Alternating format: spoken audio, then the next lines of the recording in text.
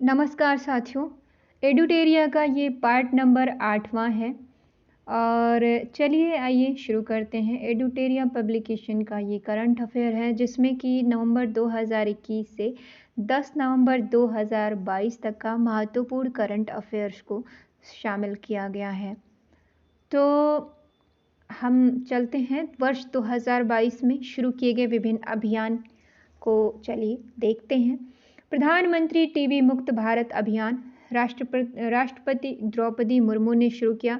2025 तक भारत को टीबी मुक्त करने का लक्ष्य है।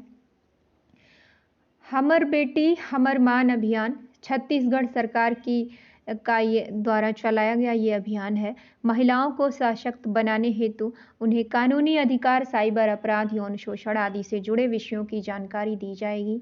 ऑपरेशन मुक्ति अभियान उत्तराखंड सरकार ने चलाया। बच्चों को भिक्षावृत्ति से मुक्त कराना तथा उनके पुनर्वास की व्यवस्था करना।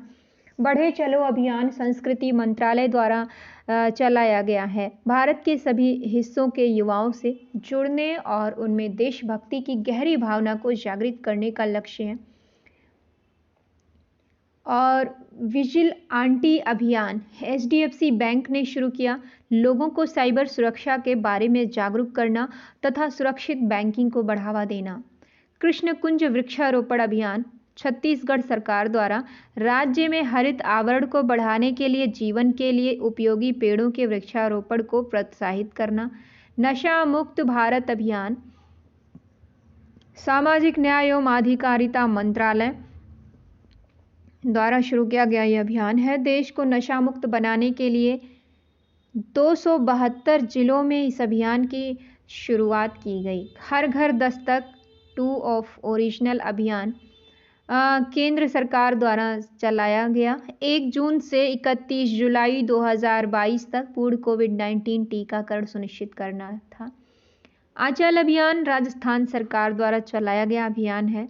गर्भवती महिलाओं के स्वास्थ्य की देखभाल के लिए सही दवा और पौष्टिक आहार लेने की सलाह देना।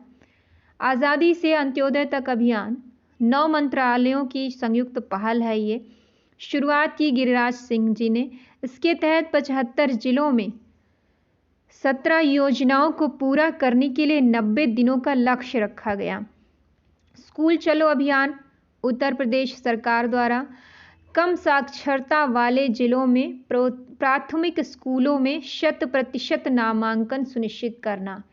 पढ़े भारत अभियान शिक्षा मंत्रालय द्वारा कक्षा 8 तक के छात्रों को स्थानीय मातृभाषा में पाठ्यपुस्तक उपलब्ध कराना तथा उनके सीखने के स्तर में सुधार लाना। भाषा सर्टिफिकेट सेल्फी अभियान शिक्षा मंत्रालय।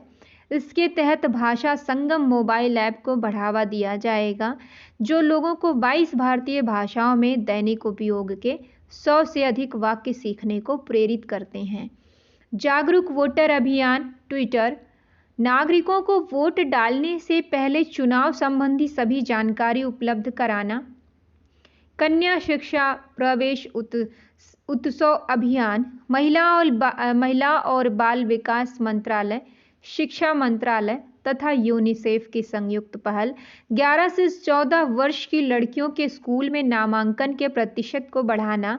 इसे बेटी बचाओ बेटी पढ़ाओ योजना के तहत लागू किया जाएगा।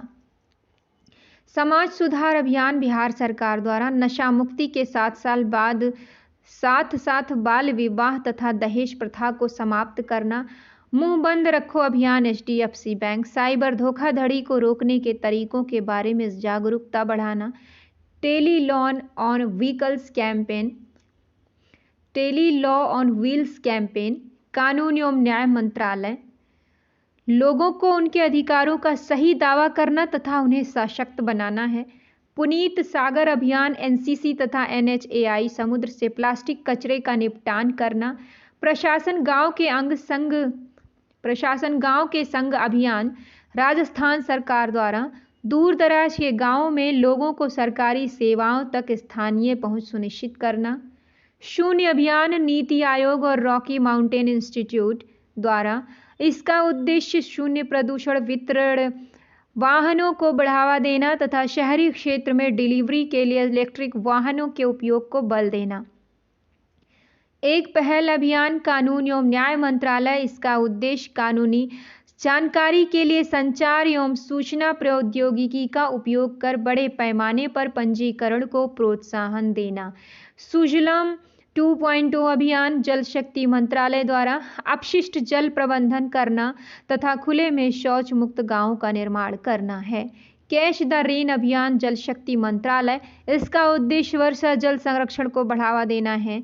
टैगलाइन है इसकी, catch the rain where it falls when it falls. वर्ष 2022 में शुरू किए गए कुछ मोबाइल एप्लीकेशंस। आब प्रहरी मोबाइल ऐप IIT दिल्ली ने जारी किया। शहरी क्षेत्रों में जल जमाव की समस्या से निपटने के लिए जल दूत ऐप। ग्रामीण विकास मंत्रालय द्वारा देश भर के गांव के चयनित कुओं में जल स्तर का पता लगाना। स्केल ऐप केंद्रीय शिक्षा मंत्री धर्मेंद्र प्रधान द्वारा चमड़ा उद्योग के क्षेत्र में लोगों के लिए रोजगार के अवसर उपलब्ध कराना तथा कौशल का विकास करना। लकी बिल ऐप केरल सरकार द्वारा GST में होने वाली चोरी को रोकना तथा लोगों को पक्का बिल मांगने के लिए प्रोत्साहित करना। बाल रक्षा मोबाइल ऐप केंद्रीय आयुष मंत्रालय आयुर्वेद के माध्यम से बच्चों में होने वाले रोग के निवारण के लिए जागरूकता लाना। आभा मोबाइल ऐप राष्ट्रीय स्वास्थ्य प्राधिकरण द्वारा आयुष्मान भारत डिजिटल मिशन के तहत स्वास्थ्य रिकॉर्ड की जांच एवं प्रबंधन के लिए आयुष्मान भारत स्वास्थ्य खाता आभा ऐप लॉन्च किया गया। आयु ऐप कर्नाटक सरकार द्वारा योग और ध्यान के माध्यम से पुरानी बीमारियों के विकारों को दूर करना। शैली ऐप केरल सरकार द्वारा केरल राज्य के लोगों के जीवन शैली से जुड़ी बीमारियों का निवारण करना। जन निगरानी ऐप जम्मू कश्मीर लोगों को विभिन्न सरकारी योजनाओं से संबंधित शिकायतें ऑनलाइन दर्ज कराने में मदद के लिए। कावल उथवी योजना तमिलनाडु सरकार द्वारा सरकार ने नागरिकों को किसी भी आपात स्थिति पुलिस में सहायता प्रदान करने के लिए कावल उथवी ऐप लॉन्च किया। सारथी मोबाइल एप्लीकेशन सेबी द्वारा निवेशकों को म्यूचुअल फंड प्रतिभूति बाजार व्यापार KYC प्रक्रिया आदि के बारे में सही जानकारी उपलब्ध कराना। डिजिटल संसद ऐप लोकसभा सचिवालय द्वारा लोगों को संसद की कार्यवाही की जानकारी उपलब्ध कराना। किसान मोबाइल एप्लीकेशन IIT रुड़की द्वारा किसानों को कृषि तथा मौसम संबंधी सेवाएं उपलब्ध कराना उत्तराखंड में लॉन्च किया गया। योग्यता ऐप सामान्य सेवा केंद्रों CSC ग्रामीण क्षेत्र में युवाओं को कौशल आधारित व्यावसायिक शिक्षा प्रदान करना। लोकपाल ऐप केंद्रीय ग्रामीण विकास और पंचायती राज मंत्रालय द्वारा सभी राज्यों और केंद्र शासित प्रदेशों में मनरेगा को अधिक पारदर्शी बनाना तथा लोकपाल को अपने कर्तव्यों का पालन करने में मदद करना। गरुड़ ऐप भारतीय निर्वाचन आयोग चुनावी कार्य में तेजी और पारदर्शिता लाने हेतु सभी मतदान केंद्रों की डिजिटल मैपिंग करना। दिशांक ऐप कर्नाटक सरकार द्वारा भूमि रिकॉर्ड की आसान डिजिटल उपलब्धता सुनिश्चित करना। चलो मोबाइल ऐप महाराष्ट्र पर्यटन विभाग द्वारा नागरिकों को बस टिकटों की डिजिटल तथा अग्रिम खरीद की सुविधा देना।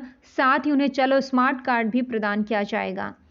ASIGMA ऐप भारतीय सेना द्वारा यह एक मैसेजिंग ऐप है जिसमें बहुस्तरीय सुरक्षा ट्रैकिंग डेटा ट्रांसफर आदि सुविधाएं होगी। माई पार्किंग ऐप सूचना एवं प्रसारण मंत्रालय द्वारा वाहन पार्किंग की ऑन स्पॉट तथा एडवांस बुकिंग डिजिटल तरीके से उपलब्ध कराना। फिश वाले ऐप असम सरकार द्वारा इसके माध्यम से मछली पालकों को बिचौलियों से बचने में मदद मिलेगी और उन्हें उचित मूल्य प्राप्त होगा। भारत का पहला मछली बाजार ऐप है ये। वाई ब्रेक ऐप केंद्रीय आयुष मंत्रालय वाई ब्रेक ऐप दोनों लोगों को तनाव मुक्त रखने के लिए उन्हें योग के महत्व के विषय में बताने वाला क्या है, वाई ब्रेक ऐप। सरकार ऐप और नगर ऐप गुजरात सरकार ने शुरू किया। सरकार ऐप नागरिकों के लिए प्रशासनिक कार्यों को कागज रहित और आसान बनाना। नगर ऐप इस ऐप से 52 प्रकार की सेवाएं जैसे आपातकालीन सेवा संपत्ति कर इत्यादि उपलब्ध होंगी। रूपी केंद्र सरकार द्वारा इसके जरिए लाभार्थियों को एक वाउचर उपलब्ध करवाया जाएगा। मानस ऐप प्रधान वैज्ञानिक सलाहकार द्वारा प्रत्येक नागरिक के मानसिक स्वास्थ्य को बढ़ावा देना। Mental health and normalcy augmentation system. उसके बाद कुछ पोर्टल जो लॉन्च किए गए 2022 में, समर्थ ई गवर्नेंस पोर्टल, उत्तराखंड शिक्षा विभाग ने इसे लॉन्च किया। उच्च शिक्षा में सुधार लाना तथा छात्रों को क्वालिटी एजुकेशन उपलब्ध कराना। CAPF ई आवास पोर्टल, केंद्रीय गृह मंत्री अमित शाह द्वारा। इस पोर्टल के माध्यम से केंद्रीय सशस्त्र पुलिस बल अपनी संतुष्टि के हिसाब से किसी भी स्थान पर ढूंढ सकते हैं। ई समाधान पोर्टल, विश्वविद्यालय अनुदान आयोग UGC छात्रों से संबंधित शिकायतों का निवारण। निदान पोर्टल, नारकोटिक्स कंट्रोल ब्यूरो, इस पोर्टल के जरिए कोई भी एजेंसी मादक पदार्थों की तस्करी से जुड़े अपराधी का विवरण हासिल कर सकती है। स्वप्रमाणन पोर्टल, विज्ञान और प्रौद्योगिकी विभाग, भूस्थानिक उद्योगों में सुधार लाने तथा डेटा तक आसान पहुंचने के लिए। जन समर्थ पोर्टल, केंद्र सरकार द्वारा यह सभी क्रेडिट लिंक्ड सब्सिडी योजनाओं को एक ही प्लेटफॉर्म पर उपलब्ध कराएगा तथा लाभार्थी को सीधे ऋणदाता से जोड़ेगा। संभव पोर्टल, उत्तर प्रदेश सरकार द्वारा जनता की शिकायतों का तेजी से निपटान करना तथा सार्वजनिक वितरण प्रणाली में पारदर्शिता लाना। ब्रॉडकास्ट सेवा पोर्टल, सूचना एवं प्रसारण मंत्रालय, इसका उद्देश्य टीवी चैनलों, रेडियो चैनलों, ऑपरेटर्स आदि को लाइसेंस तथा पंजीकरण के लिए ऑनलाइन मंच उपलब्ध कराना है। टेम्पल 360 पोर्टल, केंद्रीय संस्कृति मंत्रालय, इसके जरिए लोग भारत के तीर्थ स्थलों का कहीं से भी ऑनलाइन दर्शन कर सकते हैं। ई डार पोर्टल, ई डिटेल्ड एक्सीडेंट रिपोर्ट, सड़क परिवहन और राजमार्ग मंत्रालय द्वारा शुरू किया गया सड़क दुर्घटनाओं से संबंधित तत्कालीन जानकारी पोर्टल पर उपलब्ध कराना तथा मुआवजे की प्रक्रिया में तेजी लाना। जन भागीदारी अधिकारिता पोर्टल, केंद्र सरकार द्वारा। इस पोर्टल के जरिए लोग सरकारी योजनाओं तक त्वरित पहुंच प्राप्त कर सकते हैं। जम्मू कश्मीर में लॉन्च किया गया। माई EV पोर्टल, दिल्ली सरकार द्वारा शुरू किया गया इलेक्ट्रिक ऑटो की पंजीकरण एवं खरीद हेतु ऑनलाइन प्लेटफॉर्म उपलब्ध कराना है। उन्नति पोर्टल, दिल्ली पुलिस द्वारा स्कूल छोड़ने वाले छात्र लैपटॉप, मोबाइल आदि के जरिए कौशल प्राप्त कर सकें। रोजगार सारथी जॉब पोर्टल, केंद्रीय सड़क परिवहन मंत्रालय द्वारा दिव्यांगों को सरकारी तथा निजी क्षेत्रों में रोजगार के अवसर उपलब्ध करना। कौशल रोजगार निगम पोर्टल, हरियाणा सरकार द्वारा राज्य सरकार द्वारा कर्मचारियों के लिए शुरू की गई योजनाओं के बारे में ऑनलाइन जानकारी उपलब्ध कराना। ई अमृत पोर्टल, COP26 सम्मेलन के दौरान भारत सरकार द्वारा इलेक्ट्रिक वाहनों के बारे में जानकारी प्रदान करना तथा जागरूकता को बढ़ाना नीति आयोग द्वारा विकसित किया गया ब्रिटेन की सहायता से। सेक्रेड पोर्टल, सामाजिक न्याय एवं अधिकारिता मंत्रालय, वरिष्ठ नागरिकों को रोजगार के अवसर उपलब्ध कराने के लिए मंच प्रदान करना। Senior able citizen for re-employment in dignity. प्राण पोर्टल, केंद्रीय पर्यावरण, वन एवं जलवायु परिवर्तन मंत्रालय, वायु प्रदूषण का नियमन करना तथा नागरिकों को वायु गुणवत्ता संबंधी जानकारी उपलब्ध कराना। विद्यांजलि पोर्टल, शिक्षा मंत्रालय द्वारा, इसका उद्देश्य समुदाय या स्वयं सेवकों को उनकी पसंद के सरकारी स्कूलों से जोड़ना तथा अपना योगदान देना है। उत्तम बीज पोर्टल, हरियाणा सरकार, किसानों को गुणवत्तापूर्ण बीजों के वितरण में पारदर्शिता लाना। PM दक्ष पोर्टल, सामाजिक न्याय एवं अधिकारिता मंत्रालय, इसके द्वारा युवा वर्ग कौशल विकास प्रशिक्षण के बारे में जानकारी प्राप्त कर सकेंगे। TAPAS तापस पोर्टल, सामाजिक न्याय एवं अधिकारिता मंत्रालय, नागरिकों के क्षमता निर्माण हेतु विभिन्न विषयों का प्रशिक्षण प्रदान करने के लिए तापस नामक ऑनलाइन पोर्टल की शुरुआत की गई। युक्त धारा पोर्टल, इसरो तथा ग्रामीण विकास मंत्रालय, यह पोर्टल रिमोट सेंसिंग के जरिए डाटा जुटाएगा जिससे ग्रामीण विकास योजनाओं के क्रियान्वयन में मदद मिलेगी। बाल स्वराज पोर्टल, राष्ट्रीय बाल अधिकार संरक्षण आयोग, अनाथ हुए बच्चों का डेटा एकत्रित करने हेतु इस पोर्टल की शुरुआत की गई। सुपेस पोर्टल, सर्वोच्च न्यायालय ने शुरू किया। यह पोर्टल कानूनी अनुसंधान में न्यायाधीशों की सहायता करेगा।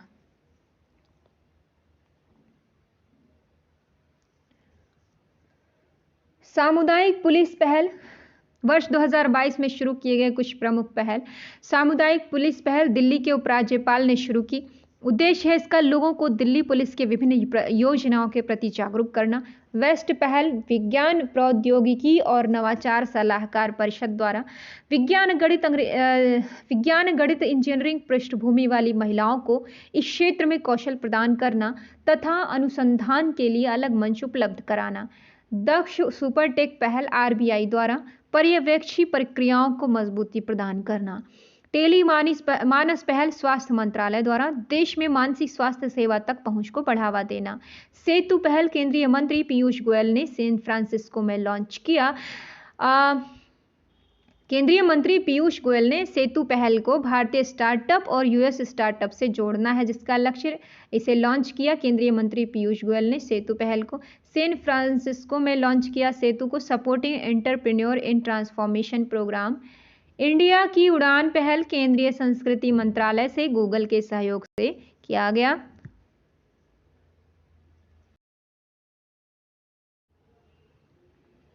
पिछले 75 वर्षों के दौरान भारत की उपलब्धियों से वर्चुअली लोगों को अवगत कराना। अर्थ गंगा पहल जल शक्ति मंत्रालय द्वारा नमामि गंगे कार्यक्रम के तहत गंगा नदी के किनारे आर्थिक गतिविधियों को बढ़ावा देना। स्माइल 75 पहल सामाजिक न्याय एवं अधिकारिता मंत्रालय द्वारा 75 नगर निगम तथा गैर सरकारी संगठनों के माध्यम से भीख मांगने वाले लोगों के लिए कल्याणकारी योजनाओं को लागू करना तथा उनके पुनर्वास की व्यवस्था करना है। प्लेटफॉर्म ऑफ प्लेटफॉर्म पहल केंद्रीय कृषि एवं किसान कल्याण मंत्री द्वारा इसके तहत किसानों को अपने उत्पाद राज्य की सीमा से बाहर बेचने की अनुमति होगी, जिससे कृषि व्यापार को बढ़ावा मिलेगा। स्टार्टअप स्कूल इंडिया पहल गूगल द्वारा शुरू किया गया। भारत के छोटे शहरों में 10,000 स्टार्टअप को बढ़ावा देने के लिए उपकरण, उत्पाद आदि से संबंधित ऑनलाइन प्रशिक्षण प्रदान करना है। सुजल पहल हरियाणा सरकार द्वारा जल की आपूर्ति की निगरानी तथा उसके प्रवाह को नियंत्रित करना। एसएमबी साथी उत्सव पहल व्हाट्सएप इंडिया छोटे व्यवसायों को समर्थन देना तथा इसके जरिए लोग डिजिटली माध्यम से अपना व्यवसाय चला सकेंगे। विनय समरस्य पहल कर्नाटक सरकार द्वारा ग्राम पंचायतों में जाति पूर्वाग्रह के खिलाफ जन जागरूकता अभियान। हील बाय इंडिया पहल केंद्रीय स्वास्थ्य मंत्रालय द्वारा स्वास्थ्य के क्षेत्र में भारत के प्रशिक्षित युवाओं को विदेश में कहीं भी काम करने के योग्य बनाना। मेरी पॉलिसी मेरे हाथ पहल कृषि और किसान कल्याण मंत्रालय प्रधानमंत्री फसल बीमा योजना के तहत किसानों को घर घर जाकर फसल बीमा पॉलिसी की सुविधा देना। लाभार्थियों से रूबरू पहल आवास और शहरी मामले मंत्रालय प्रधानमंत्री आवास योजना के लाभार्थियों से सीधे बातचीत कर योजना की प्रगति की जांच करना। सुपर 50 पहल भारतीय सेना द्वारा जम्मू कश्मीर के बच्चों को निःशुल्क मेडिकल कॉम्पिटिटिव एग्जाम की तैयारी करवाना। समर्थ पहल एमएसएमई मंत्रालय महिला उद्यमिता को प्रोत्साहन देना। संभव और स्वावलंबन पहल एमएसएमई मंत्रालय इस पहल का उद्देश्य युवा उद्यमियों को प्रोत्साहित करना है। न्यूट्रिशन स्मार्ट विलेज पहल केंद्र सरकार द्वारा ग्रामीण क्षेत्रों में पोषण संबंधी जागरूकता लाना तथा स्थानीय नुस्खों का उपयोग करना। भाषा संगम पहल शिक्षा मंत्रालय द्वारा है। स्कूली बच्चों को 22 भाषाओं में दैनिक उपयोग में आने वाले वाक्य सिखाना।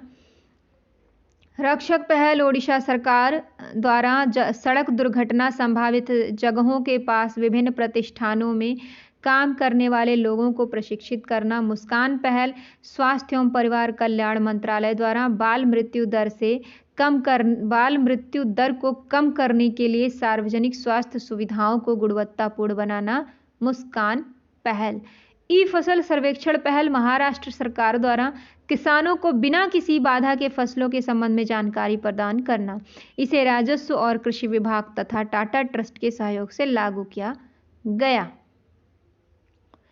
अब 2021 से 22 की प्रमुख पुस्तकें और उनके लेखक। अक्टूबर 2022 में Delhi university celebrating 100 glorious years, यह पुस्तक लिखी हरदीप सिंह पुरी ने। From dependence to self reliance, ये पुस्तक लिखी विमल जालान ने। अंबेडकर आ लाइफ, शशि थरूर द्वारा लिखी ये पुस्तक है। The last heroes, P Sainath ने लिखी है। सितंबर 2022 में Rajneesh mantras life lessons from one of India's most loved superstar. यह पुस्तक लिखी है पीसी बाला सुब्रमण्यम ने। अगस्त 2022 में the journey of a nation 75 years of Indian economy, यह पुस्तक लिखी संजय बारू ने।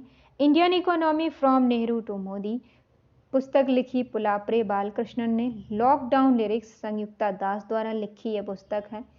जुलाई 2022 में पुस्तक है जिसे सुरंजन दास ने लिखी है।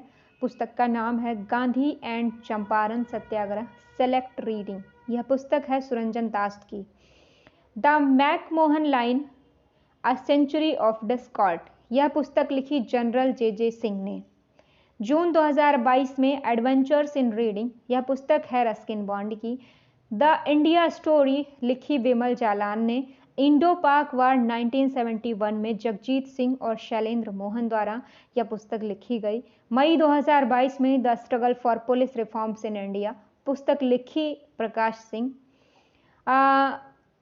अ प्लेस कॉल्ड होम, यह पुस्तक लिखी है प्रीति शेनॉय ने। Listen to your heart the London adventure, यह पुस्तक लिखी रस्किन बॉन्ड ने। Leader politicians citizens, Rasheed Kidwai ने लिखी। लेट मी से इट नाउ, राकेश मारिया ने पुस्तक लिखी। डिकोडिंग द योगा सूत्र बाई पतंजलि, यह पुस्तक लिखी जयेश सिंघानिया तथा आचार्य कौशल कुमार ने अप्रैल 2022 में। Crunch time Narendra Modi national security crisis Shri Ram Chauliya ने लिखी। क्वीन ऑफ फायर, जो कि रानी लक्ष्मीबाई पर आधारित है, इसे लिखी है देविका रंगाचारी ने। Queen of fire. The boy who wrote a constitution, Rajesh तलवार की पुस्तक है ये। डॉक्टर भीमराव अंबेडकर के बचपन पर आधारित है। The boy who wrote a constitution, Rajesh तलवार। बिरसा मुंडा जनजाति नायक, जो यह पुस्तक लिखी है प्रोफेसर आलोक चक्रवाल ने। डिकोडिंग इंडियन बाबू डॉम, पुस्तक लिखी है अश्विनी श्रीवास्तव ने। Not just a night watchman, यह पुस्तक लिखी विनोद राय ने। हियर योर सेल्फ, यह पुस्तक लिखी प्रेम रावत ने। द मावेरिक इफेक्ट, यह पुस्तक लिखी हरीश मेहता ने।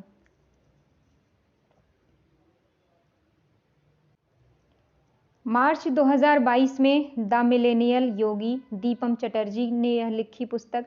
The blue book a writers journal, यह पुस्तक लिखी गई अमितावा कुमार के द्वारा। फरवरी 2022 में गोल्डन बॉय, नीरज चोपड़ा, यह पुस्तक लिखी है नवदीप सिंह गिल ने। अटल बिहारी वाजपेयी, सागरिका घोष के द्वारा लिखी गई यह किताब है। India Africa relations, Rajiv Kumar Bhatia की पुस्तक है। How to prevent the next pandemic, यह पुस्तक बिल गेट्स ने लिखी है। A nation to protect, Priyam Gandhi Mody द्वारा लिखी हुई है। A history of Shri Niketan, ये पुस्तक के लेखक हैं उमा दास गुप्ता।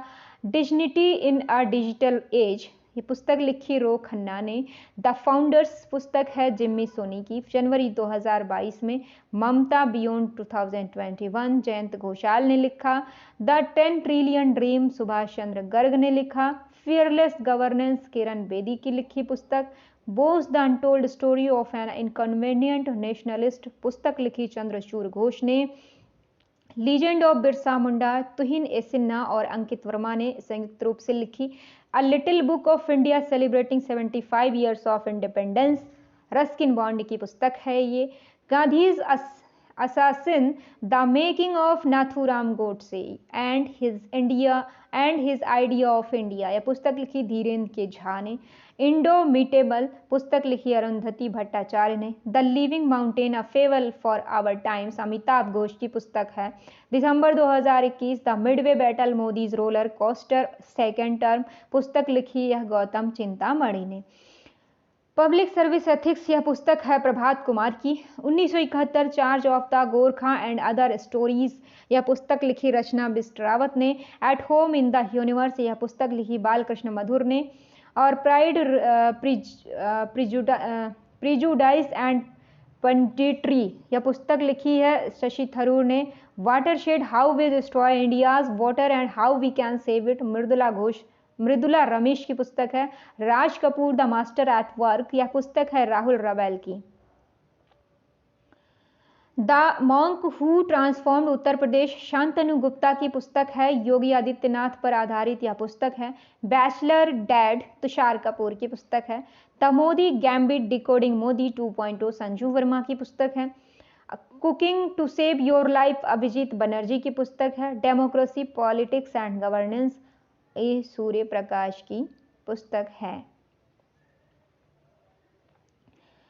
वर्ष 2021-22 के प्रमुख राष्ट्रीय घटनाक्रम। नवंबर 2022 में 2 से 3 नवंबर 2022 को नई दिल्ली में इंडिया फेम 2022 का आयोजन किया गया, जिसका उद्घाटन केंद्रीय मंत्री मनसुख मंडाविया ने किया। इसका आयोजन केंद्र सरकार, रसायन एवं उर्वरक मंत्रालय तथा फिक्की ने संयुक्त रूप से किया। इसका उद्देश्य पेट्रोकेमिकल एवं रसायन के क्षेत्र में निवेश को आकर्षित करना है। जल संसाधन एवं नदी विकास मंत्रालय ने 1 से 5 नवंबर तक ग्रेटर नोएडा में भारत जल सप्ताह का आयोजन किया, जिसका उद्घाटन राष्ट्रपति द्रौपदी मुर्मू ने किया। इस वर्ष इसका विषय सतत विकास और समानता के लिए जल सुरक्षा है। इसमें डेनमार्क, फिनलैंड और सिंगापुर भागीदार देश रहे। प्रधानमंत्री नरेंद्र मोदी ने गुजरात के केवड़िया एकता नगर में भारत के सबसे बड़े भूल भुलैया उद्यान का उद्घाटन किया, तो साथ ही उन्होंने मियावाकी वन का भी उद्घाटन किया, जो जापानी तकनीक पर आधारित है। प्रधानमंत्री नरेंद्र मोदी ने राजस्थान के बांसवाड़ा में स्थित मानगढ़ धाम को राष्ट्रीय स्मारक घोषित किया। मानगढ़ धाम ब्रिटिश सेना द्वारा मारे गए लगभग 1500 आदिवासियों का स्मारक है। बेंगलुरु में इन्वेस्ट कर्नाटक 2022 वैश्विक निवेश सम्मेलन का आयोजन किया गया, जिसे प्रधानमंत्री नरेंद्र मोदी ने संबोधित किया।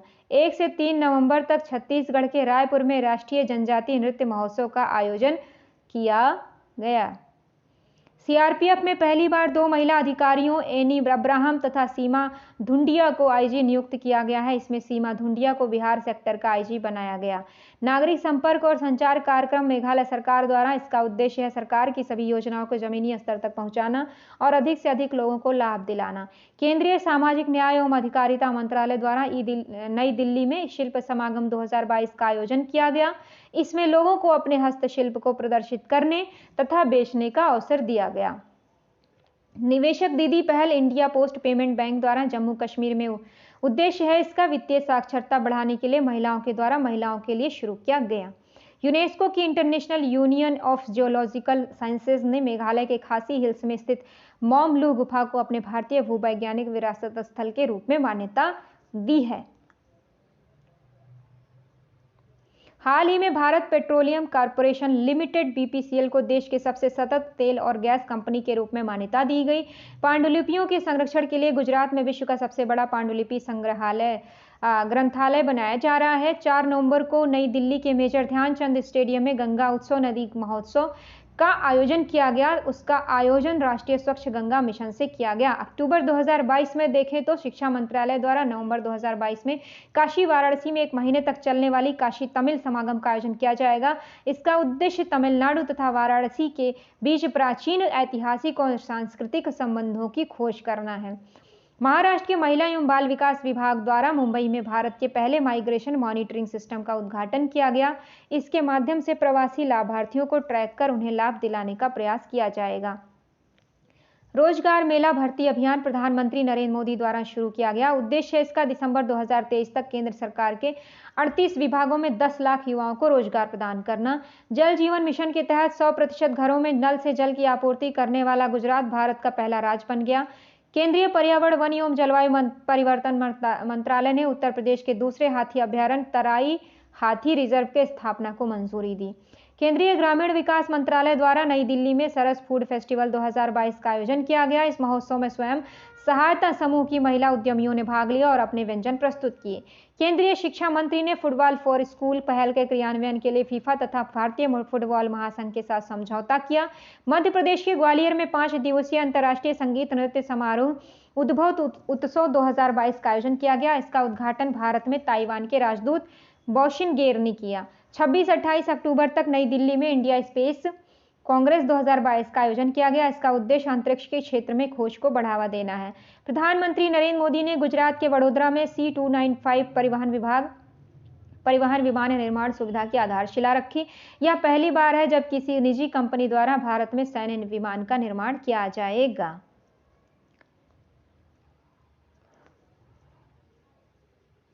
दिल्ली के उपराज्यपाल विनय कुमार सक्सेना ने समृद्धि 2022-23 योजना की शुरुआत की। इसके तहत आवासीय संपत्ति के मालिक अपनी संपत्ति कर पर छूट प्राप्त कर सकते हैं।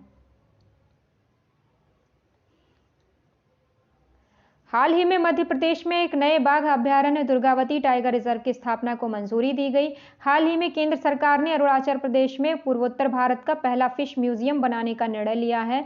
यह संग्रहालय केंद्रीय मत्स्य पालन मंत्रालय द्वारा संचालित एक्वा पार्क का हिस्सा होगा। 2 अक्टूबर से 31 अक्टूबर तक फिट इंडिया फ्रीडम रन 3.0 का आयोजन किया गया, जो गुजरात के केवड़िया में समाप्त हुआ। इसका उद्देश्य फिटनेस के लिए लोगों में पैदल चलने की आदत को प्रोत्साहित करना था। फिट इंडिया फ्रीडम रन की शुरुआत 2020 में की गई। प्रधानमंत्री नरेंद्र मोदी ने गुजरात के गांधीनगर में मिशन स्कूल ऑफ एक्सीलेंस की शुरुआत की। इसका उद्देश्य स्मार्ट टीचिंग तथा 5G internet service smart classroom के जरिए शिक्षा व्यवस्था को और बेहतर बनाना है। हाल ही में जम्मू कश्मीर में जलवायु परिवर्तन पर अंतर्राष्ट्रीय सम्मेलन का आयोजन किया जाएगा। सम्मेलन का आयोजन महिमा रिसर्च फाउंडेशन तथा शेर-ए-कश्मीर कृषि विज्ञान और प्रौद्योगिकी विश्वविद्यालय द्वारा शुरू किया जाएगा। राजस्थान के नाथद्वारा में भगवान शिव की दुनिया की सबसे ऊंची प्रतिमा का अनावरण किया गया। इसकी ऊंचाई 369 फीट है, जो 20 किलोमीटर की दूरी तक दिखाई देती है। हाल ही में राष्ट्रपति ने राज्यसभा के लिए 4 सदस्यों को मनोनीत किया, जो है पीटी उषा खेल के लिए, इलैया राजा संगीत के लिए, वीरेंद्र हेगड़े सामाजिक कार्य के लिए, केवी विजेंद्र प्रसाद फिल्म निर्देशक के लिए। हाल ही में प्रधानमंत्री आवास योजना शहरी के तहत सर्वश्रेष्ठ प्रदर्शन करने वाले राज्यों में उत्तर प्रदेश प्रथम स्थान पर रहा।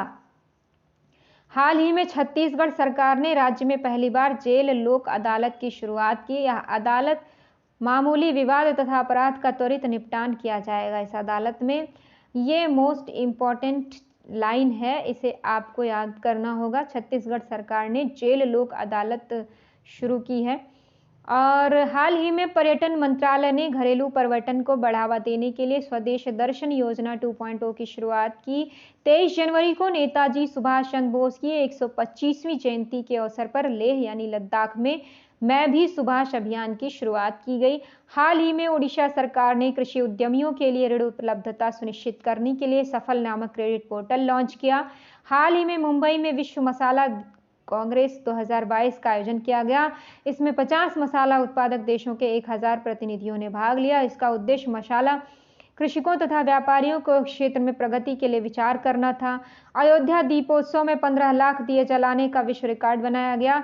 प्रधानमंत्री नरेंद्र मोदी ने द्वारा 2 अक्टूबर 2022 को गांधीनगर और मुंबई के बीच वंदे भारत एक्सप्रेस के उन्नत संस्करण वंदे भारत 2.0 की शुरुआत की गई।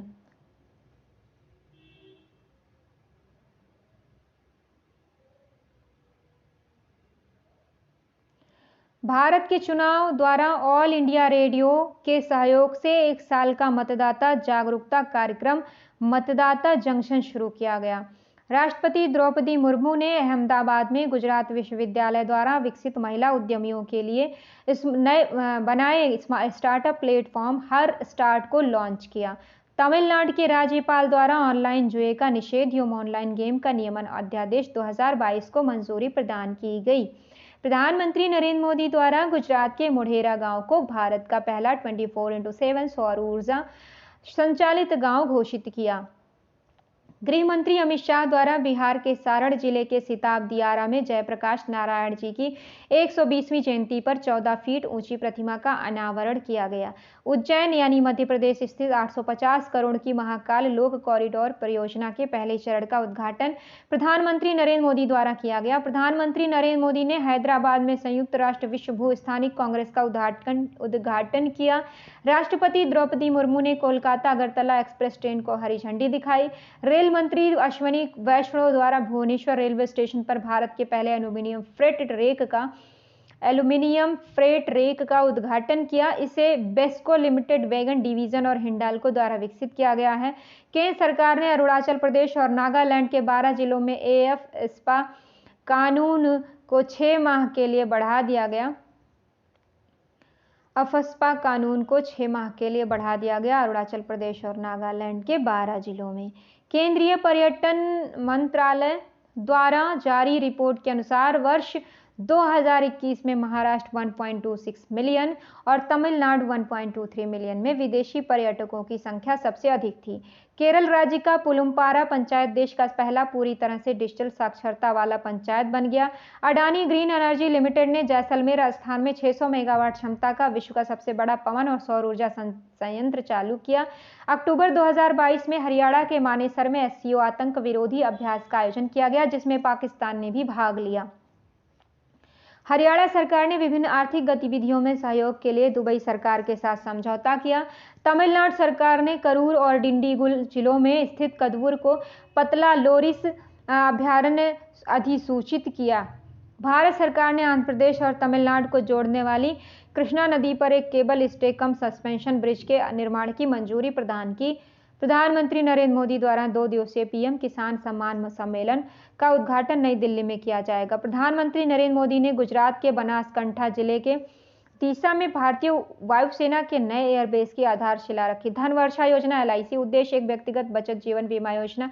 केंद्रीय पेट्रोलियम एवं प्राकृतिक गैस मंत्री हरदीप सिंह पुरी ने पंजाब के संगरूर में एशिया के सबसे बड़े संपीड़ित बायोगैस संयंत्र का उद्घाटन किया।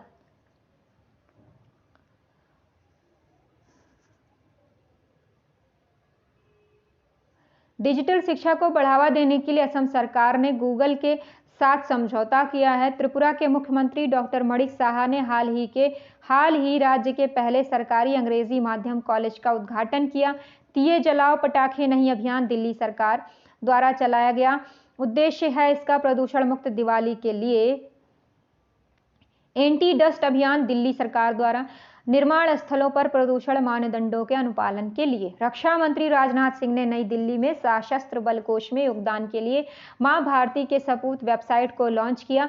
मध्य प्रदेश हिंदी में एमबीबीएस कोर्स शुरू करने वाला देश का पहला राज्य बन गया।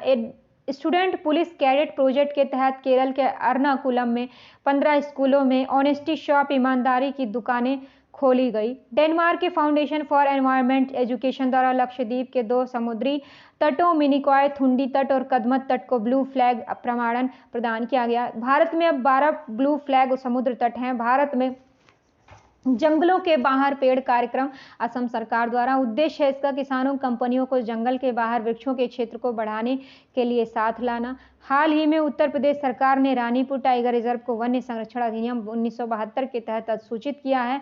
ऑपरेशन चक्र सीबीआई द्वारा लॉन्च किया गया वित्तीय अपराधों में शामिल साइबर अपराधों के विरुद्ध है। सितंबर 2022 में वित्त मंत्री निर्मला सीतारमन ने कला विज्ञान दर्शन आदि से संबंधित शिक्षा को ऑनलाइन उपलब्ध कराने के लिए एक ई लर्निंग प्लेटफॉर्म भारत विद्या लॉन्च किया। इसे भंडारकर ओरिएंटल रिसर्च इंस्टीट्यूट द्वारा विकसित किया जाएगा। हाल ही में लोक उद्यम विभाग ने आरईसी पूर्व ग्रामीण विद्युतीकरण निगम लिमिटेड को भारत के 12वें महारत्न कंपनी का दर्जा दिया गया। आरईसी भारत के 12वें महारत्न कंपनी। उत्तर पूर्व भारत में पर्यटन को बढ़ावा देने के लिए 24 से 27 सितंबर 2022 तक वर्चुअल सम्मेलन सिम्फोनी का आयोजन किया गया, जिसका उद्घाटन केंद्रीय मंत्री जी किशन रेड्डी ने किया। इसका उद्देश्य पर्यटकों को होने वाली समस्याओं को दूर करने पर विचार करना था। भारतीय सेना ने ऊंचाई वाले इलाकों में सैनिकों की जान बचाने के लिए उत्तरी सिक्किम में अपना पहला हिमस्खलन निगरानी रडार स्थापित किया। हरियाणा के राखीगढ़ी में हड़प्पा संस्कृति का सबसे बड़ा अंतर्राष्ट्रीय म्यूजियम बनाया जा रहा है। यहाँ 5000 साल पुरानी हड़प्पा कालीन कलाकृतियों को रखा जाएगा। 30 सितंबर से 2 अक्टूबर तक महिला एवं बाल विकास मंत्रालय द्वारा पोषण उत्सव का आयोजन किया गया है। इसका उद्देश्य देश में कुपोषण को दूर करने तथा बच्चों एवं महिलाओं को बेहतर स्वास्थ्य सुविधा के लिए एक मंच के रूप में कार्य करना है।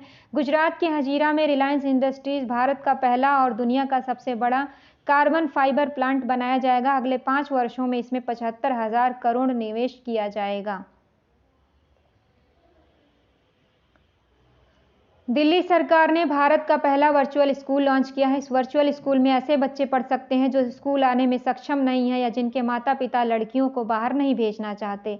हाल ही में computer emergency response team India CERT-1 ने 13 देशों के सहयोग से साइबर सुरक्षा अभियान सिनर्जी का आयोजन किया। इसका उद्देश्य साइबर हमलों से निपटने के लिए बेहतर रणनीति बनाना था। HDFC बैंक ने गुजरात में बैंक ऑन व्हील्स वैन की शुरुआत की। यह वैन बिना बैंक वाले गांवों में बैंकिंग सेवा उपलब्ध कराएगी। बिहार के मुख्यमंत्री नीतीश कुमार ने गया में फल्गु नदी पर भारत का सबसे बड़ा रबड़ डैम का उद्घाटन किया। यह डैम 411 मीटर लंबा, 3 मीटर ऊंचा, 400 मीटर चौड़ा है।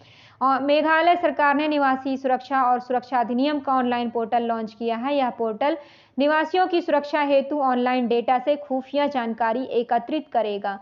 गुजरात सरकार ने फिल्म उद्योग को बढ़ावा देने के लिए राज्य की पहली सिनेमा पर्यटन नीति 2022 की शुरुआत की। इसका उद्देश्य राज्य में निवेश लाना, इंफ्रास्ट्रक्चर का विकास करना तथा युवाओं के लिए रोजगार के अवसर मुहैया कराना है। टाटा ग्रुप के स्वामित्व वाली कंपनी एयर इंडिया ने अगले 5 वर्षों के लिए विहान.ai नामक योजना तैयार की है। इसका उद्देश्य घरेलू बाजार में कंपनी की हिस्सेदारी को 30% तक लाना है। केंद्रीय जल शक्ति मंत्री गजेंद्र सिंह शेखावत ने अंडमान निकोबार को भारत का पहला स्वच्छ सुजल प्रदेश घोषित किया है। अंडमान निकोबार के सभी गांवों को हर घर जल का प्रमाणीकरण प्राप्त है तथा यह ODF प्लस के रूप में भी मान्यता प्राप्त है। केंद्रीय शिक्षा मंत्री धर्मेंद्र प्रधान ने कक्षा 8वीं से 12वीं के छात्रों के लिए रामकृष्ण मिशन के जागृति की शुरुआत की। इसका उद्देश्य नई शिक्षा नीति के तहत छात्रों में मूल्य आधारित शिक्षा पर जोर देना है।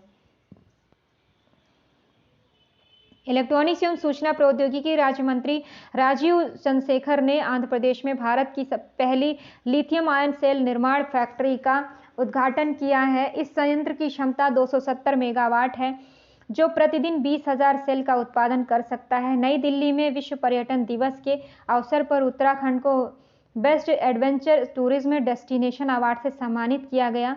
उत्तराखंड हमेशा अपने प्राकृतिक सौंदर्य के लिए पर्यटकों का आकर्षण रहा है। प्रधानमंत्री नरेंद्र मोदी ने कोच्चि में केरल में भारतीय नौसेना के लिए नए राष्ट्रीय ध्वज का अनावरण किया, जो छत्रपति महाराज शिवाजी की मुहर से प्रेरित है। इस ध्वज को निशान नाम दिया गया है। ब्लू एनर्जी मोटर्स ने पुणे में भारत का पहला तरल प्राकृतिक गैस ईंधन वाला ग्रीन ट्रक लॉन्च किया। इसका उद्घाटन केंद्रीय मंत्री नितिन गडकरी ने किया। भारतीय कृषि अनुसंधान परिषद ने फसल सुधार के लिए कृतज्ञ 3.0 हैकाथॉन शुरू किया। इसके तहत देश में प्रौद्योगिकी तथा नवाचार आधारित कृषि पर जोर दिया जाएगा। हाल ही में उड़ीसा राज्य केंद्र आदिवासी समुदायों पर उनकी पुरानी परंपराओं के दस्तावेजों के लिए ज्ञान कोश शुरू करने वाला भारत का पहला राज्य बन गया है। इसमें 62 जनजाति संप्रदायों का उल्लेख है। गुजरात के भावनगर में प्रधानमंत्री नरेंद्र मोदी ने दुनिया का पहला compressed natural gas CNG terminal का शिलान्यास किया। यह सार्वजनिक निजी भागीदारी पर आधारित होगा, जिसकी लागत लगभग 4,000 करोड़ होगी। 27 सितंबर को आवास और शहरी मामले मंत्रालय द्वारा स्वच्छ टायकॉथॉन प्रतियोगिता लॉन्च किया गया। इसका उद्देश्य खिलौने के निर्माण में कचरे के उपयोग को प्रोत्साहित करना था। 15-16 सितंबर को नई दिल्ली में इनसाइट 2022 कॉन्फ्रेंस का आयोजन किया गया, जिसे केंद्रीय मंत्री नितिन गडकरी ने संबोधित किया। इसका उद्देश्य निजी वाहनों के उपयोग में कमी लाने का प्रयास करना तथा इलेक्ट्रिक वाहनों के प्रयोग पर बल देना था। एल्विस अजी हजारिका उत्तरी चैनल को पार करने वाले दुनिया के सबसे उम्रदराज तैराकी बन गए हैं। उत्तर पूर्वी भारत से नीति आयोग ने भारत का पहला राष्ट्रीय electric freight platform e fast India launch किया। इसका उद्देश्य भारत में माल विद्युतीकरण में तेजी लाना है। अरुणाचल प्रदेश में भारत के सबसे पूर्वी चौकी किबिथु सैन्य चौकी का नाम पूर्व जनरल बिपिन रावत के नाम पर रखा गया है। भारत में अंगदान को बढ़ावा देने के लिए वर्चुअली रूप से स्वस्थ सबल भारत सम्मेलन का आयोजन किया गया, जिसे केंद्रीय मंत्री मनसुख मंडाविया ने संबोधित किया। इसके तहत अंगदान के लिए जन भागीदारी को बढ़ाने पर बल दिया गया। केंद्रीय आवास एवं शहरी मामले मंत्रालय द्वारा राष्ट्रपति भवन से इंडिया गेट तक जाने वाले मार्ग राजपथ का नाम बदलकर कर्तव्य पथ रखने का प्रस्ताव किया गया। त्रिपुरा में स्थित दासपारा गांव में रासायनिक खादों के उपयोग को कम कर उसे प्रकृति आधारित जीवन शैली में बदल दिया गया है। इसके साथ ही यह भारत का पहला परिवर्तित जैव गांव बन गया है। सड़क परिवहन एवं राजमार्ग मंत्रालय द्वारा बेंगलुरु में 2 दिवसीय राष्ट्रीय सम्मेलन मंथन का आयोजन किया गया, जिसका उद्घाटन केंद्रीय मंत्री नितिन गडकरी ने किया। इसका उद्देश्य परिवहन प्रणाली को बेहतर करके देश की अर्थव्यवस्था के विकास पर विचार विमर्श करना है। 10 से 11 सितंबर को अहमदाबाद के साइंस सिटी में केंद्र राज्य विज्ञान सम्मेलन का आयोजन किया गया, जिसका उद्घाटन प्रधानमंत्री नरेंद्र मोदी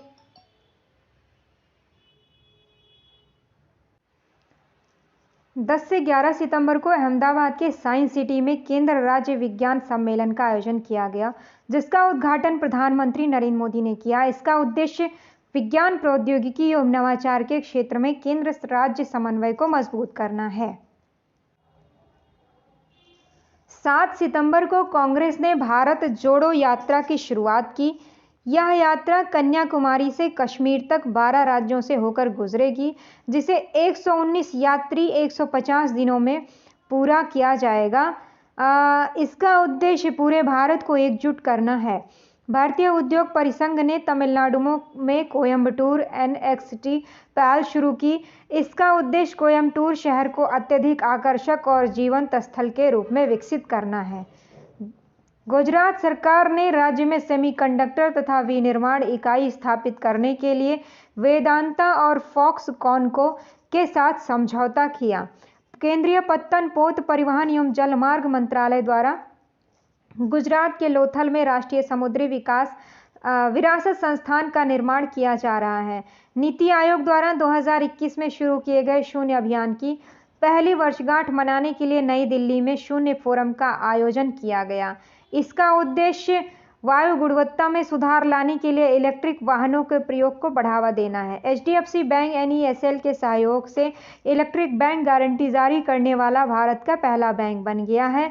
इससे ग्राहकों के समय की बचत होगी तथा सुरक्षा की अधिक गारंटी होगी।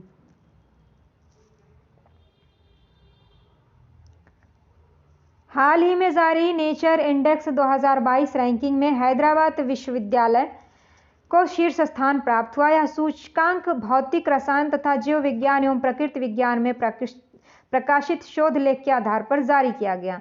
जम्मू कश्मीर के रियासी जिले में स्थित दुनिया के सबसे ऊंचे railway arch bridge Chenab railway पुल की गोल्डन ज्वाइंट का उद्घाटन कर दिया गया है। यह पुल 359 मीटर ऊंचा है। केंद्र सरकार द्वारा 2023 में India international sea food show का आयोजन कोलकाता में किया जाएगा। इसका उद्देश्य भारतीय समुद्री खाद्य उत्पादों के निर्यात को बढ़ावा देना है। सीमा सड़क संगठन BRO ने अरुणाचल प्रदेश में पहली बार स्टील स्लैग सड़क बनाने की घोषणा की है। इसका उद्देश्य भारी बारिश की स्थिति में सड़कों के बचाव तथा बाधा रहित आवागमन को बनाए रखना है। सीमा सड़क संगठन ने अरुणाचल प्रदेश में पहली बार स्टील स्लैग सड़क बनाने की घोषणा की। इसका उद्देश्य भारी बारिश की स्थिति में सड़कों के बचाव तथा बाधा रहित आवागमन को बनाए रखना है। ब्लॉकचेन तकनीकी के माध्यम से किसानों को बीज वितरित करने वाला झारखंड भारत का पहला राज्य बन गया है। इस तकनीक में किसान अपने बीजों को ट्रैक कर उसकी जांच कर सकते हैं। इसका उद्देश्य किसानों को अच्छी गुणवत्ता वाले बीज उपलब्ध कराना है। प्रोजेक्ट जोरावर भारतीय सेना द्वारा शुरू किया गया। इसका उद्देश्य पूर्वी लद्दाख में खतरे वाले इलाकों में तैनात करने के लिए हल्के टैंकों का निर्माण किया जाएगा। हाल ही में national research centre on इक्विन्स Hisar ने पशुओं को लंपी त्वचा रोग से बचाने के लिए लंपी प्रोवैक वैक्सीन का निर्माण किया। हाल ही में गुजरात के प्रसिद्ध गरबा नृत्य को यूनेस्को के अमूर्त सांस्कृतिक विरासत सूची में शामिल करने के लिए नामित किया गया। महाराष्ट्र सरकार ने नागपुर में दिव्यांग पार्क स्थापित करने की घोषणा की है। इस पार्क में दिव्यांग लोगों के लिए विभिन्न प्रकार की सुविधाएं होंगी। मध्य प्रदेश के ग्वालियर में 11वें राष्ट्रीय बीज कांग्रेस का आयोजन किया जाएगा। इसके तहत विभिन्न दलहनी एवं तिलहनी फसलों के उन्नत बीज वितरण के लिए नीति बनाई गई। असम के गुवाहाटी में पूर्वोत्तर भारत का पहला ड्रोन स्कूल खोला गया। इसका उद्देश्य भारत को ड्रोन तकनीक में उत्कृष्ट बनाना है। भारत सरकार के प्रधान वैज्ञानिक सलाहकार कार्यालय ने बेहतर उद्योग और अनुसंधान एवं विकास में सहयोग के लिए मंथन मंच का शुभारंभ किया। इससे देश में विज्ञान एवं प्रौद्योगिकी आधारित नवाचार को बढ़ावा मिलेगा। केंद्रीय मत्स्य पालन, पशुपालन एवं डेयरी मंत्री पुरुषोत्तम रूपाला ने Matsya Setu mobile app online market place aqua bazaar की शुरुआत की। इसका उद्देश्य जलीय कृषि करने वाले किसानों की सहायता करना है। भारतीय उद्योगपति रतन टाटा ने वरिष्ठ नागरिकों के लिए भारत का पहला मैत्री स्टार्टअप लॉन्च किया। केंद्र सरकार ने उत्तर प्रदेश के नोएडा में गौतम बुद्ध नगर में भारत का पहला इंडियन इंस्टीट्यूट ऑफ हेरिटेज स्थापित करने की घोषणा की। इसमें शिक्षा के साथ साथ सांस्कृतिक विरासत के संरक्षण के भी प्रयास किए जाएंगे। अरुणाचल प्रदेश सरकार ने स्कूली शिक्षा में बदलाव लाने के लिए नीति आयोग के साथ 3 वर्ष की अवधि के लिए समझौता किया है। तेलंगाना में भारत का पहला वानिकी विश्वविद्यालय स्थापित किया जाएगा। यह विश्वविद्यालय वन संसाधनों के संरक्षण एवं प्रबंधन पर ध्यान केंद्रित करेगा। डिजिटल एड्रेसिंग सिस्टम लागू करने वाला इंदौर भारत का पहला स्मार्ट शहर बन गया है। अब यहाँ प्रत्येक व्यक्ति का अपना डिजिटल एड्रेस होगा, जिससे एक कोड के जरिए घर का लोकेशन मिल जाएगा। बिहार सरकार ने स्कूलों में छात्रों के बैग का बोझ कम करने के लिए नो बैग डे की शुरुआत करने की घोषणा की है। साथ ही सप्ताह में कम से कम एक दिन अनिवार्य खेल पीरियड को लागू करेगा। हरियाणा के गुरुग्राम में दुनिया का सबसे बड़ा जंगल सफारी पार्क बनाया जाएगा, जो 10,000 एकड़ में फैला होगा। इसका उद्देश्य हरियाणा के पर्यटन हब के रूप में विकसित करना है। हाल ही में राजस्थान सरकार ने महिलाओं के लिए ऋण योजना महिला निधि की शुरुआत की। हाल ही में चीन सूंघने वाली कोरोना वैक्सीन को मंजूरी देने वाला पहला देश बन गया। हाल ही में ओडिशा सरकार ने जल संरक्षण की दिशा में ठोस कदम उठाते हुए CHHATA नामक वर्षा जल संचय योजना की शुरुआत की। राजस्थान के झुंझुनू जिला में विश्व का पहला संस्कार केंद्र खोला जाएगा। इस केंद्र में देश भर के विशेषज्ञों द्वारा बच्चों को संस्कार सिखाए जाएंगे। हाल ही में तेलंगाना सरकार ने अपने सचिवालय का नाम डॉक्टर BR अम्बेडकर के नाम पर रखने की घोषणा की है। हाल ही में ऊर्जा दक्षता ब्यूरो द्वारा आंगन 2022 का सम्मेलन आयोजन किया जाएगा। इसका उद्देश्य कार्बन उत्सर्जन को कम करना तथा ऊर्जा दक्षता का बल देना है। हाल ही में उत्तराखंड के शिक्षा विभाग ने ई-गवर्नेंस पोर्टल समर्थ की शुरुआत की। इसका उद्देश्य शिक्षा के क्षेत्र में बदलाव लाना तथा गुणवत्तापूर्ण शिक्षा पर जोर देना है। उत्तर प्रदेश का भरतौल गांव हर घर में RO का जल उपलब्ध कराने वाला भारत का पहला गांव बन गया। डिजिटल इंडिया मिशन के तहत ई-अभियोजन पोर्टल के माध्यम से मामलों का निपटारा करने में उत्तर प्रदेश को शीर्ष स्थान प्राप्त हुआ।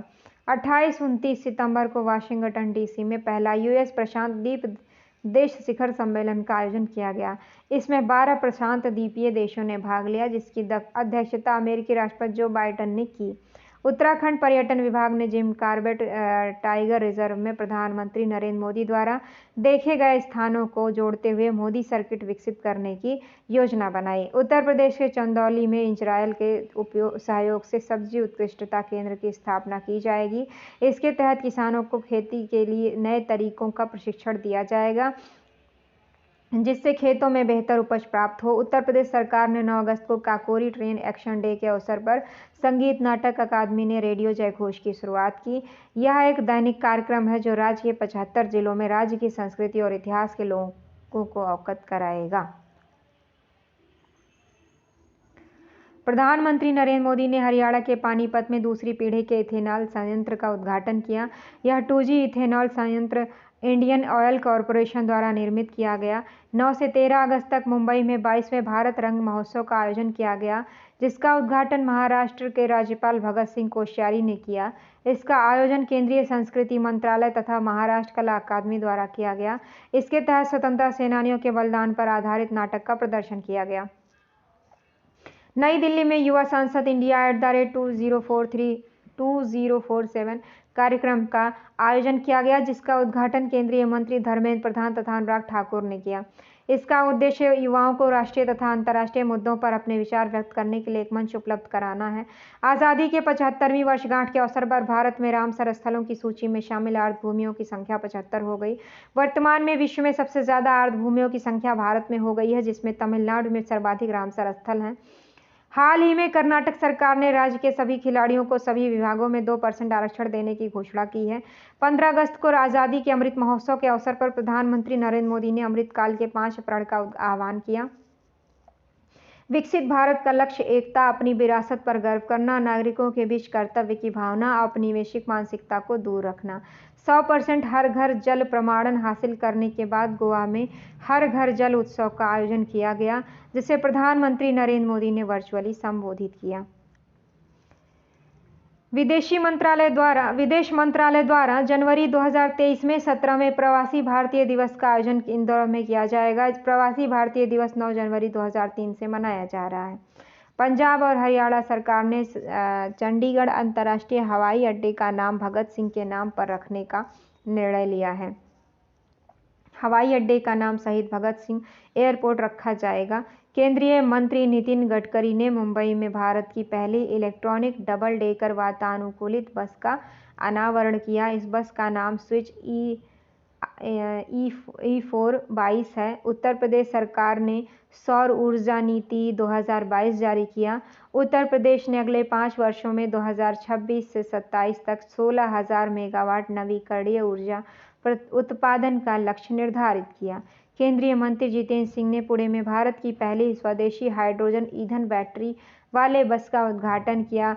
इस बस की परिचालन लागत डीजल से चलने वाले वाहनों की तुलना में कम होगी तथा CO2 का उत्सर्जन भी कम होगा। उत्तर प्रदेश के लखनऊ में भारत का पहला नाइट सफारी तथा जैव विविधता पार्क स्थापित किया जाएगा। इसमें लोग रात के समय में भी भ्रमण कर सकेंगे।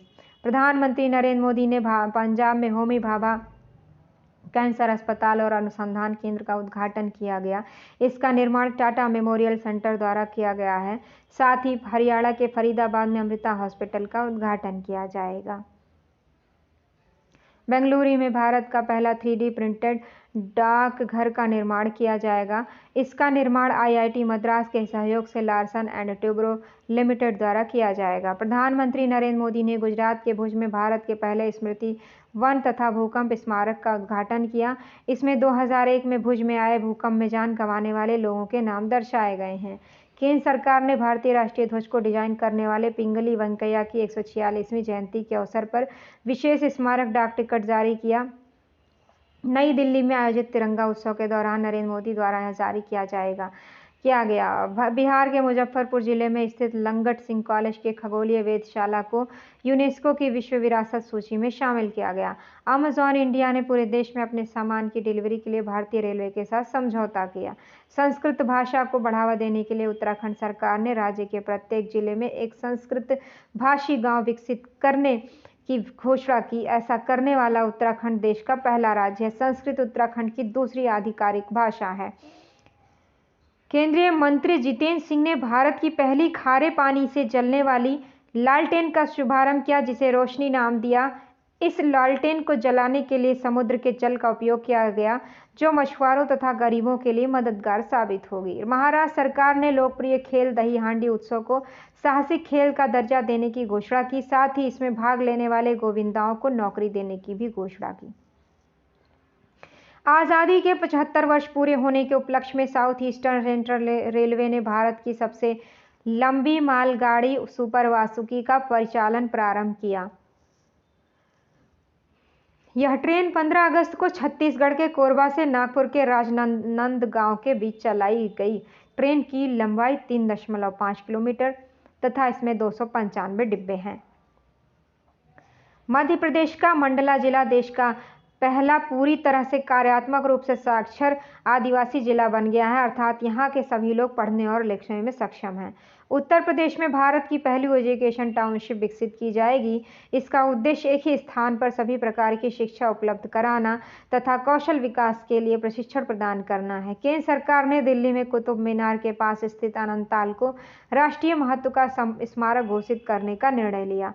पश्चिम बंगाल के नादिया जिले में दुनिया का सबसे बड़ा धार्मिक स्मारक बनाया जा रहा है, जिसे टेम्पल ऑफ वैदिक प्लेनेटेरियम कहा जाएगा। यह इस्कॉन का मुख्यालय होगा, जिसका निर्माण कार्य 2024 तक पूरा होगा। प्रधानमंत्री नरेंद्र मोदी ने गुजरात के अहमदाबाद में साबरमती नदी पर अटल ब्रिज का उद्घाटन किया। पुल का नाम अटल बिहारी वाजपेयी के नाम पर रखा गया है।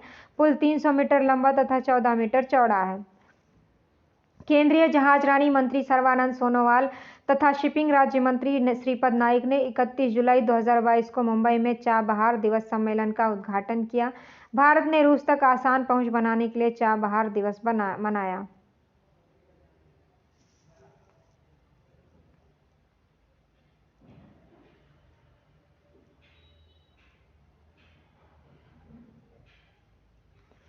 हाल ही में केरल ऑनलाइन ई टैक्सी शुरू करने वाला भारत का पहला राज्य बन गया। इसका उद्देश्य राज्य में सस्ते दरों पर लोगों के लिए सुरक्षित यात्रा सुनिश्चित करना है। उत्तराखंड के रानीखेत में भारत का पहला हिमालयन मसाला उद्यान स्थापित किया गया है। इस उद्यान में हिमालय में पाए जाने वाले विभिन्न मसालों की प्रजाति होगी। राजस्थान के पुष्कर में भारत में अपनी तरह का पहला सैंड आर्ट पार्क खोला गया है। इस पार्क में सैंड से अलग अलग तरह की कलाकृतियां बनाई जाएगी जो पर्यटकों को आकर्षित करेगी। इसके सैंड आर्टिस्ट अजय रावत हैं।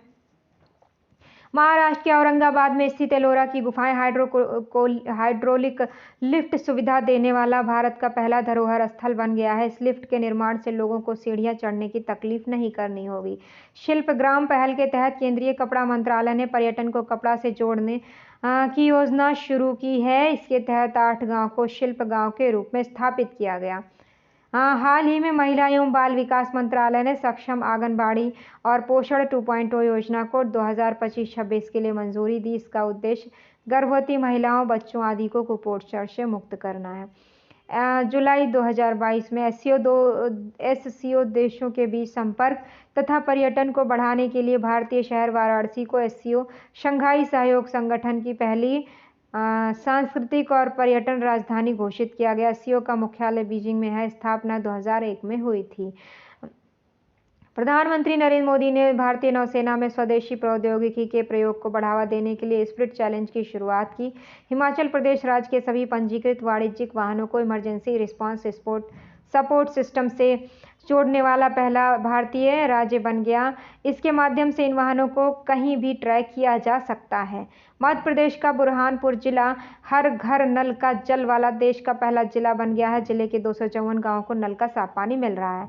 निर्माण कार्यक्रम आईआईटी कानपुर द्वारा विज्ञान एवं प्रौद्योगिकी विभाग के सहयोग से शुरू किया गया। उद्देश्य इसका स्वास्थ्य सेवा तथा कृषि क्षेत्र से जुड़े 15 स्टार्टअप का निर्माण करना है। हाल ही में राजस्थान ने केवल महिलाओं द्वारा संचालित बैंक राजस्थान महिला निधि स्थापित करने की घोषणा की। इसके लिए राजस्थान ने तेलंगाना के साथ समझौता किया है। राजस्थान में भारत की पहली आर्टिफिशियल इंटेलिजेंस आधारित डिजिटल लोक अदालत की शुरुआत की गई। हाल ही में केरल राज्य की अपनी इंटरनेट सेवा केरल फाइबर ऑप्टिक नेटवर्क शुरू करने वाला भारत का पहला राज्य बन गया है। इसका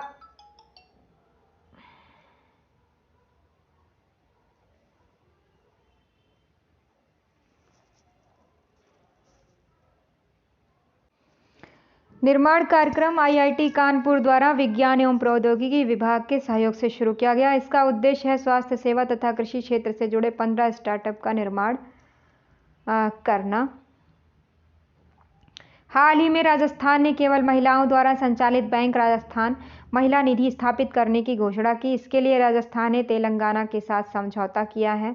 राजस्थान में भारत की पहली आर्टिफिशियल इंटेलिजेंस आधारित डिजिटल लोक अदालत की शुरुआत की गई।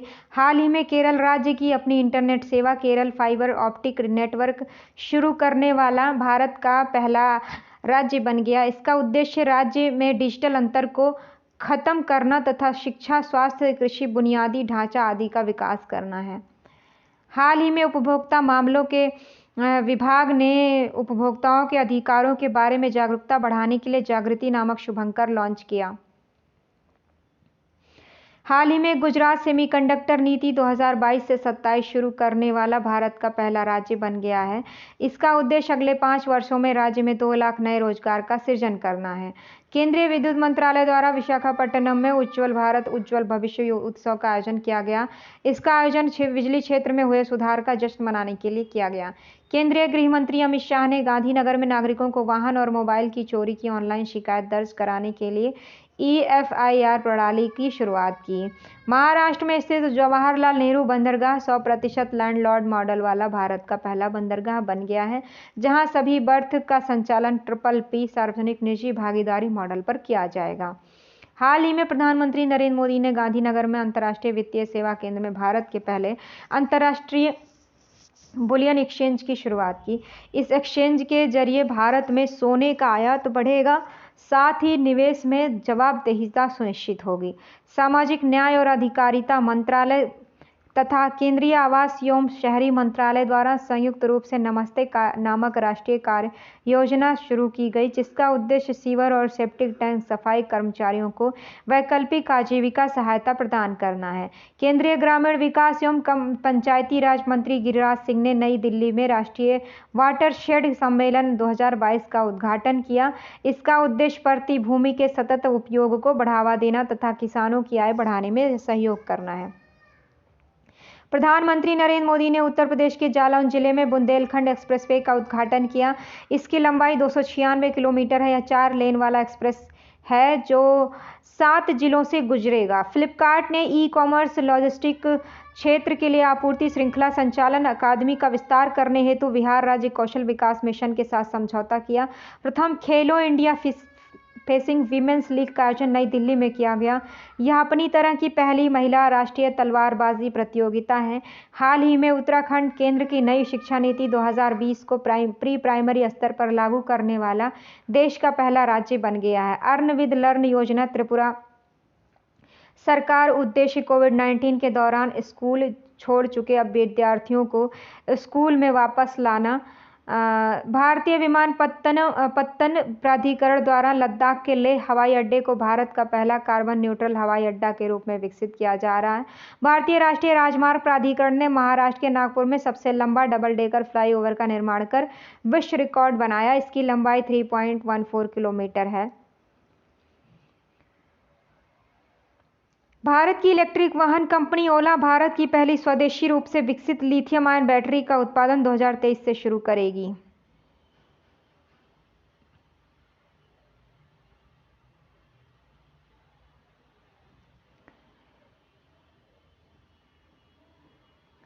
बारह जुलाई 2020 को प्रधानमंत्री नरेंद्र मोदी ने झारखंड में बाबा वैद्यनाथ मंदिर को सीधी कनेक्टिविटी प्रदान करने के लिए देवघर हवाई अड्डे का उद्घाटन किया।